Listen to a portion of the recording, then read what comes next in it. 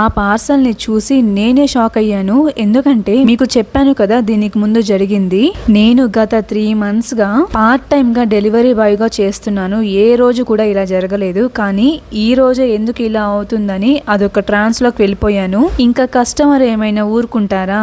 ఆ అమ్మాయి ఏమో ఇదేంటి అసలే ఫుడ్ లేట్ గా తీసుకొచ్చారు, లేట్ గా తీసుకొచ్చినందుకు మీ ప్లాట్ఫామ్ రూల్స్ ప్రకారం డబ్బులు ఇవ్వకూడదు మేము, బట్ పాపంలే అని మీరు లేటుగా వచ్చినా మనీ ఇద్దాం అనుకుంటే ఇలా చేశారు. ఎంత ఆకలితో ఉన్నానో తెలుసా?